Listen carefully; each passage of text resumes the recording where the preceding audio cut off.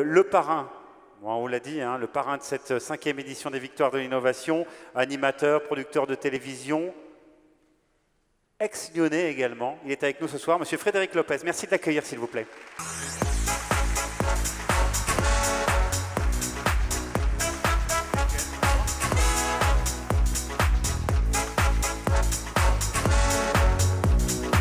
Bonsoir. Bonsoir. À côté de tout. C'est vrai que vous avez tout de suite dit oui. Le thème de la soirée m'a touché beaucoup, je vais vous expliquer pourquoi, mais effectivement, j'avais envie d'être là et de voir en chair et en os les gens qui sont en train d'éduquer les plus jeunes, qui sont en train d'aider les plus fragiles, ou ceux qui ont envie de sauver des vies. Ça m'intéresse de les voir de près, parce qu'ils sont faits comme nous, et ils sont conscients qu'ils ont un impact sur le réel. Et voilà, à chaque fois qu'on m'appellera pour ce genre de choses, je dirai oui. Alors, entre 92 et 95, vous étiez sur la TLM qui est devenue BFM Lyon, appris ça. Lyon Métropole aujourd'hui. Vous n'êtes pas lyonnais au départ d'ailleurs. Non, j'étais un Lyonnais adoptif. En fait, moi, je rêvais de travailler à la télévision, et puis j'avais obtenu un stage à TLM, à Télé Lyon Métropole. Et puis un jour, on m'a appelé pour me dire qu'il y avait un casting, et puis voilà. Et puis j'ai passé 3 ans de ma vie ici, dans cette ville, et je vous cache pas que j'ai un ami qui me disait au téléphone tout à l'heure, alors qu'est-ce que tu ressens d'être là-bas? Et effectivement, c'est assez émouvant. D'abord, c'était il y a 30 ans, donc il y en a qui n'étaient pas nés. Et puis, c'était les débuts professionnels. J'étais connecté à tous les acteurs de la société. Alors, il y avait les politiques, les artistes, le milieu associatif. Et donc, voilà, donc j'ai vibré avec cette ville pendant 3 ans. C'était très, très fort. Et on dit souvent que les Lyonnais sont un peu réservés, qu'il faut les apprivoiser, etc. Et j'aime bien cette idée, en fait. Ah ouais, j'aime bien cette idée. Il y a des gens qui ouvrent les bras, mais qui ne les referment pas. Et je préfère le contraire. Donc, voilà. Donc, j'étais très, très heureux ici. Mais pour être sincère avec vous, déjà à l'époque, je rêvais de ça. Bon, on regarde.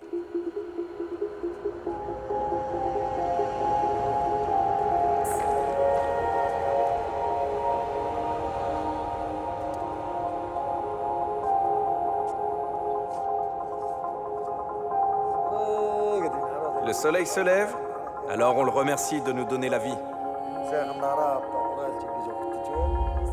Dans un moment comme celui-là, je me dis qu'on vit sur la même planète.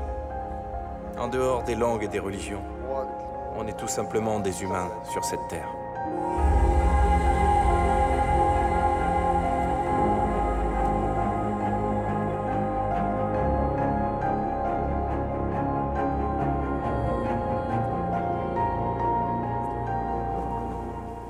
C'est époustouflant.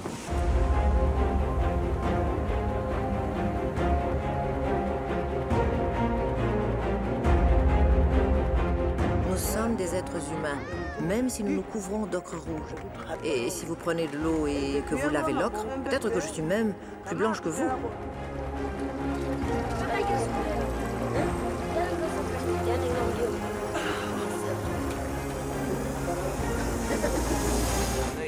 On vous remercie d'être venu jusqu'ici pour faire notre connaissance.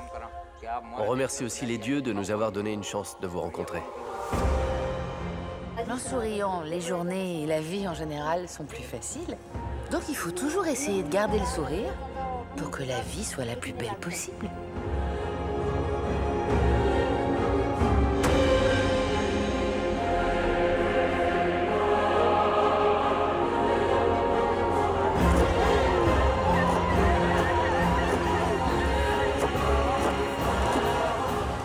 J'accouche seule. Et j'appelle les autres seulement après avoir coupé le cordon. Toute seule, toute seule. Oui.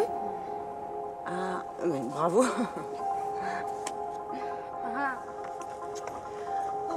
Qu'est-ce qu'il est joli. Tu sais, la vie, c'est comme une porte fermée et on a besoin de la clé pour l'ouvrir. La clé, c'est l'éducation. Je veux que mes enfants soient capables d'ouvrir cette porte pour ne pas rester bloqués derrière, comme je l'étais avant.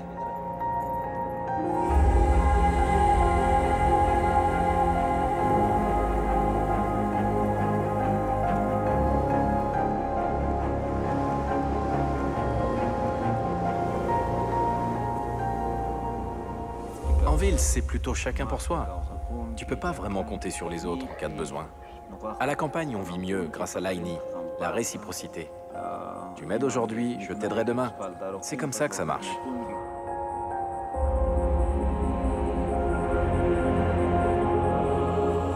Avant, nous, les Mentawai, nous pensions que le monde était petit. Maintenant, nous savons qu'il est très grand. Nous savons qu'il y a le progrès. Nous faisons de notre mieux pour garder notre mode de vie. Je n'ai pas la solution. Mais peut-être que pour nous défendre, le reste du monde peut nous aider.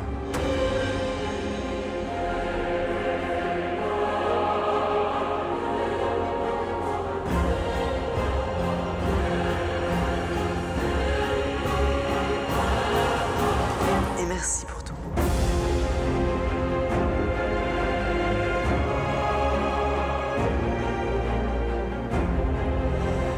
Merci.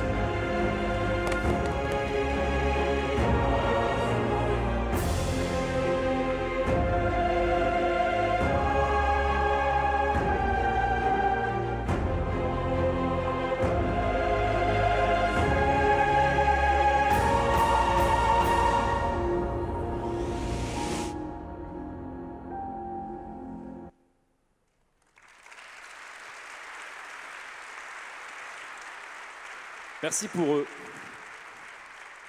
Quelle aventure! Voilà, et ça ne rend pas indemne, c'est-à-dire que tous les gens que vous venez de voir, ça a duré 3 minutes, c'est 13 ans de ma vie. La plupart de ces gens sont ce qu'on appelle des peuples autochtones, donc ce sont des minorités dans leur propre pays.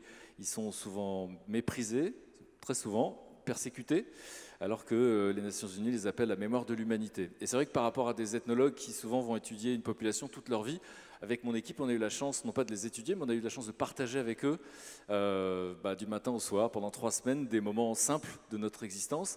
Et puis, ça change forcément notre représentation du monde. Parce que quand on revient ici, c'est assez violent. Alors, je pense que je n'ai pas besoin de vous expliquer pourquoi, mais il y a beaucoup de différences.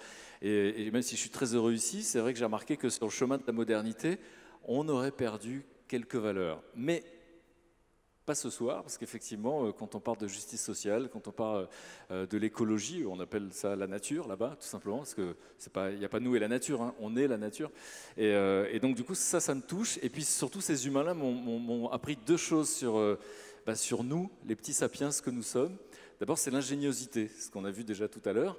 C'est vrai qu'on a vu des humains avec Gérard Jugnot qui vivaient en Bolivie, dans un endroit où rien ne poussait, la terre était salée.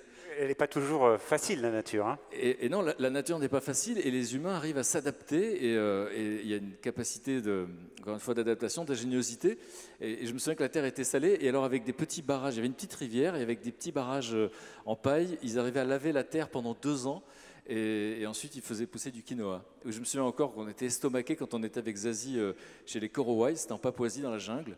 Donc là, c'était des gens qui avaient vu des arbres toute leur vie, en fait. Et on n'était pas les premiers contacts. C'est important pour nous de ne pas faire des premiers contacts. Ils avaient déjà vu passer des blancs en sac à dos, mais ils leur avaient jamais parlé. Et donc, eux vivaient dans des arbres à 20 mètres au-dessus du sol. Et ce n'étaient pas des petites cabanes dans les arbres, c'était des vaisseaux incroyables. On était 30. Et donc, on a toujours partout, là je pourrais donner 1000 exemples, il n'y en a que 2, mais de la capacité, encore une fois, d'adaptation et l'ingéniosité. Ce que je vois ce soir, il y a des gens qui ont pensé à des choses, on se dit, mais ça n'existait pas ça avant? Et ça, c'est ça qui me fascine. Et puis l'autre chose qui m'a appris, c'est leur sens de la coopération. Alors, c'est un peu ce dont le monde dans lequel on est manque un peu, on va dire ça. Par exemple, quand on était dans l'Himalaya avec Gilbert Montagnier, à un moment donné, c'était les récoltes.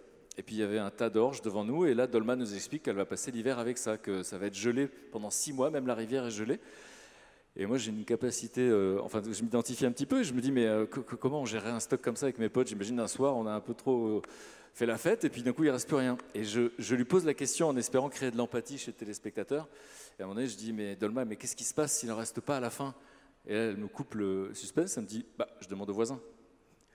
Et nous, je ne sais pas si on peut dire exactement la même chose. Et quand on est allé dans la cordillère des Andes, donc là c'était à 4000 mètres d'altitude encore, 5000 mètres, et là pareil c'est très hostile, et les gens vous expliquent que leur civilisation repose sur l'Aïni. L'Aïni c'est la réciprocité. Et donc en fait, je t'aide aujourd'hui, tu m'aides demain. Le petit truc qui a changé, c'est qu'ils disent maintenant il y a des gens de notre communauté qui vont en ville, et quand on leur demande de l'aide, ils nous demandent de l'argent. Et donc c'est ces choses-là, en fait, et quand on leur pose des milliards de questions, en fait, en permanence, ils sont là en train d'essayer de comprendre pourquoi on les interroge autant, et à la fin, ils pensent avoir compris, et ils nous disent, bon, Fred, écoute, faut que tu saches, nous, on a besoin les uns des autres. Et c'est quelque chose dont ils sont tous conscients, parce que plus le milieu est hostile, plus on en est conscient. Et nous, dans les villes, on a l'impression d'avoir le confort. Eh ben, en fait, on est moins conscient de ça. Et puis je voulais terminer par un exemple, c'était dans le désert au Tchad avec Sylvie Testu. Et là, il y avait... c'est très impressionnant parce que c'est le silence, c'est minéral, il n'y a personne. Et là, Barka, il me dit, moi, je me sens jamais seul. Il n'y avait personne. Il y avait son pote à côté et il nous explique, lui, c'est mon ami frère. Alors, on pense qu'il y a un problème de traduction et puis il nous explique que c'est un concept, en fait.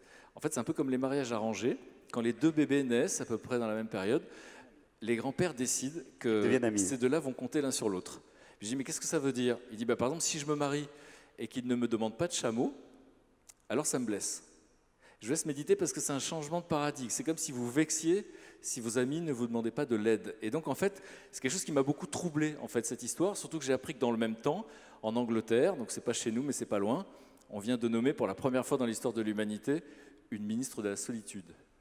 Et donc, c'est vrai qu'on est dans une société de la solitude, une société qui a besoin de liens, parce qu'en fait, on a un peu oublié dans les villes notre lien avec la nature, notre lien avec le règne animal, d'accord? Eux vénèrent leurs animaux partout où on est. Quand on est au-delà du cercle polaire, je peux vous dire que les rennes, on compte dessus pour se nourrir, pour se couvrir.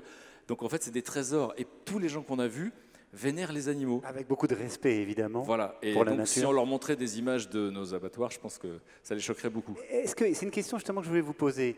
Vous nous expliquez qu'ils vivent avec la nature, qu'ils sont la nature, qu'ils ne posent même pas la question finalement. Vous nous parlez aussi de justice sociale, hein, parce que évidemment, tout ce que vous racontez, voilà, il y a naturellement des choses. Comment eux nous voient-ils? Est-ce qu'ils vous ont posé des questions sur la manière dont nous on vivait, ces gens du bout du monde? Et est-ce que vous leur avez répondu? Et comment ils ont réagi? Alors souvent, les gens qu'on va voir, à part les Korowai qui vivaient dans la jungle, qui étaient très loin, souvent ils ont un membre de leur famille qui vit dans les villes. Alors souvent dans les films, on va visiter les villes et on voit bien qu'ils ne se sentent pas bien. Mais même nous d'ailleurs, on passe du temps avec eux dans la montagne. Puis après, quand on va en ville, on s'en rend plus compte parce qu'on s'adapte, on a une capacité d'adaptation. Mais autour de nous, c'est vrai que c'est la pollution. Hein. Moi, je vis à Paris, je suis fasciné d'avoir été le contemporain de cette époque où il y a des panneaux qui nous expliquent qu'on ne peut pas respirer. Quand j'étais gosse, j'aurais cru que ce serait de la science-fiction. Ben non, c'est aujourd'hui. Donc voilà, donc ils sont choqués par ça, ils sont choqués par le bruit, et ils sont choqués par l'anonymat, ils sont choqués par tout ça. Et donc, en fait, ce que je voulais dire, c'est que tout ce que je viens de voir, que ce soit pour l'éducation des enfants, que ce soit pour ceux qu'on va voir tout à l'heure qui veulent sauver des vies, que ce soit pour ceux qui veulent rendre accessibles les événements aux gens plus fragiles, c'est un peu ça qui me touche, en fait. Et je suis fasciné aussi par le pouvoir qu'on a, parce que toutes les idées dont on va parler, au départ, une idée, c'est quand même une connexion neuronale. C'est un truc qui m'échappe un peu, je ne suis pas neurologue, et ça devient quelque chose qu'on peut avoir dans sa main, etc.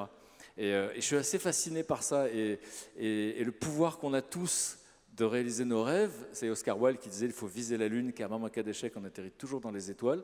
Moi je l'ai vérifié dans une émission qui s'appelle La parenthèse inattendue. Je recevais 3 personnalités, des gens en haut de l'affiche, et ils venaient raconter leur histoire, leur parcours. Alors on découvrait plusieurs choses.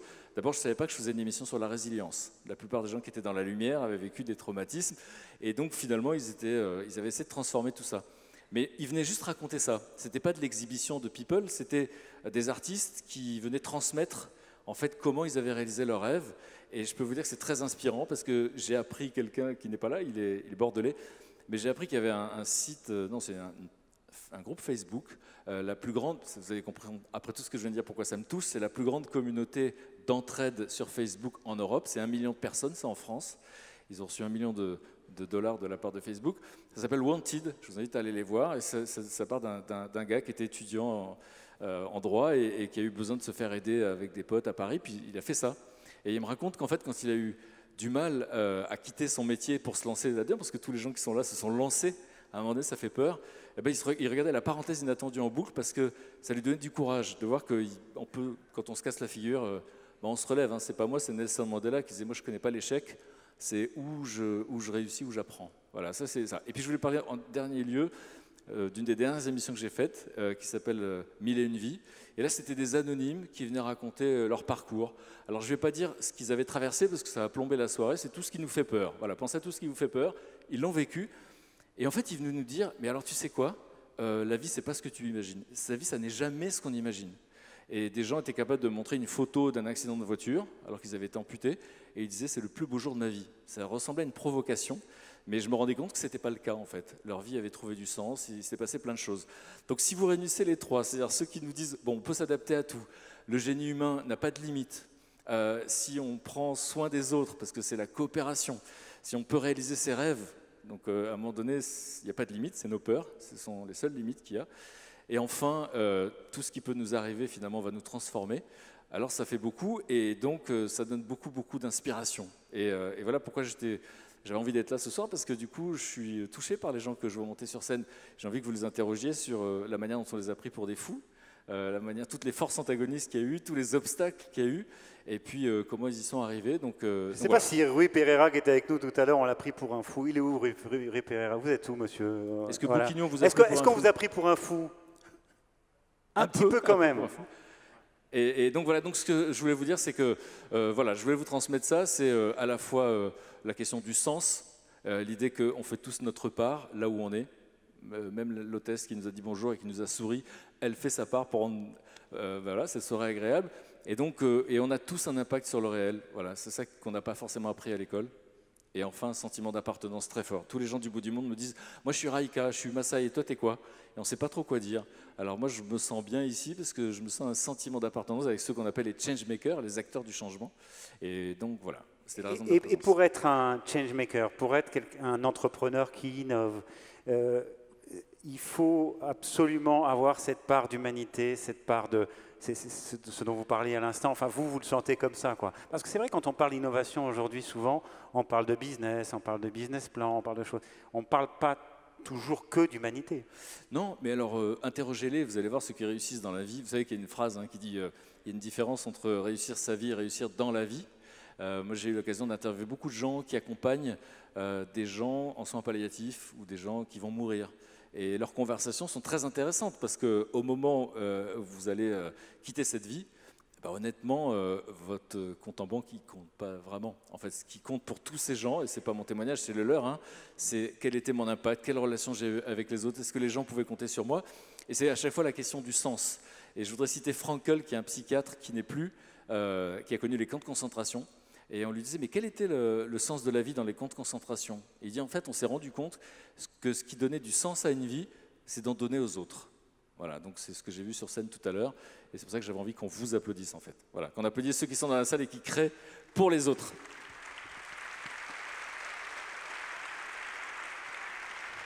J'ai une petite question à vous poser. Je vous ai vu il n'y a pas très longtemps dans une émission qui s'appelait l'Émission pour la Terre. Vous étiez invité, vous participiez à l'émission. Et à un moment, vous racontez, en gros, vous expliquez, si je me souviens bien, que la nature, c'était pas trop votre truc, enfin l'environnement, des choses comme ça. Et que même quand vous étiez petit, votre papa vous demandait d'aller ramasser les ordures, que vous ne compreniez pas trop pourquoi. Et que finalement, aujourd'hui, c'est quelque chose qui résonne en vous, ça. Oui, c'est une émission sur la Terre, effectivement, et donc du coup, c'est un sujet d'actualité. Et j'ai le souvenir de quand j'étais petit, j'étais pas très proche de mon père, et franchement, c'était pas cool quand on allait pique-niquer parce qu'on ramassait les ordures de tous ceux qui étaient passés avant. Je trouvais ça dégoûtant et je trouvais ça injuste. Sauf que bon, évidemment, c'est un truc qui vous marque à vie, que vous transmettez ensuite et qui me paraît naturel. D'ailleurs, ce soir-là, dans l'émission, il y avait une jeune fille française qui nettoie l'Everest. Et donc, c'est un truc, voilà, c'était un truc que m'avait transmis mon père. Mais parce que la question de la nature, au fond, encore une fois, moi, je suis un citadin et je m'étais habitué à la ville. Et encore une fois, ça paraît naturel. Mais ce n'est pas naturel pour nous, les sapiens, d'être en ville, en vérité. Et puis, il y a eu ce livre qui est un best-seller mondial, La vie secrète des arbres. Et on a découvert quoi? Que ce n'était pas des objets, que c'était des êtres vivants qui s'enlacent, ils communiquent et ils s'entraident. Donc là aussi, on parle de coopération. Et puis surtout, ils font du bien aux humains parce qu'il y a des phytocides, c'est des molécules par lesquelles ils communiquent aussi. Et qui, alors là, je ne suis pas médecin, je ne me souviens jamais du nombre de maladies qu'ils guérissent. Et donc, quand on est bien dans la nature, ce n'est pas une sensation. Moi, je suis fasciné partout dans le monde dès qu'il y a un rayon de soleil. Les gens vont au parc de la Tête d'Or, ils vont au but de Chaumont à Paris, à Central Park. Personne nous a dit un jour, quand il va faire beau, n'oublie pas d'aller au parc. C'est bien qu'il y a un truc naturel. Donc voilà, et quand on est dans la nature, et puis un truc important, ce que j'ai expliqué l'autre jour, c'est que les études ont montré que quand on est à l'hôpital et qu'on a vu sur la verdure, on guérit plus vite. Les villes où il y a le plus de verdure dans le monde, c'est là où il y a le moins de criminalité. Donc c'est dire si on a raison de se tourner vers ça. Frédéric Lopez, merci infiniment d'être avec nous. Merci d'être le parrain de cette 5e édition des Victoires de l'Innovation. Merci beaucoup.